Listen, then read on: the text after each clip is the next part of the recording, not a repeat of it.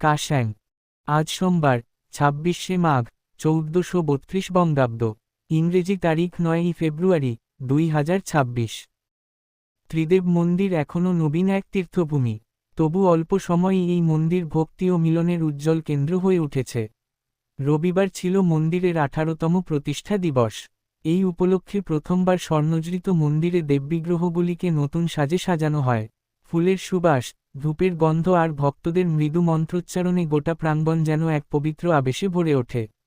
স্বর্ণ সিংহাসনে অধিষ্ঠিত দেবতাদের দর্শন পেয়ে ভক্তদের মুখে ফুটে ওঠে তৃপ্তির হাসি, চোখে ঝরে পড়ে ভক্তির অশ্রু।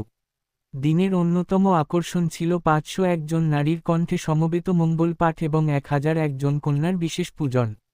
কন্যাদের চরণ ধুইয়ে আরতি করে তাদের প্রতি যে শ্রদ্ধা নিবেদন করা হয়, তা কেবল ধর্মীয় আচার নয়, ছিল হৃদয়ের গভীর ভালোবাসার প্রকাশ।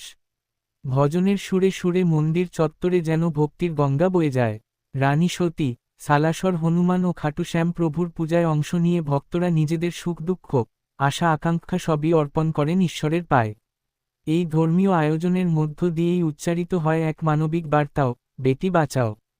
কন্যা সন্তানের মর্যাদা রক্ষা ও তাদের সুরক্ষার আহ্বান এই অনুষ্ঠানে বিশেষ গুরুত্ব পায়। ধর্ম, সংস্কার আর সামাজিক দায়িত্ব সবকিছুর সুন্দর সমন্বয় দেখা যায় এই উৎসবে। সন্ধ্যা নামার সঙ্গে সঙ্গে প্রদীপের আলোয় ঝলমল করে ওঠে মন্দির প্রাঙ্গণ, আর ভক্তদের মনে জেগে থাকে অপার শান্তি।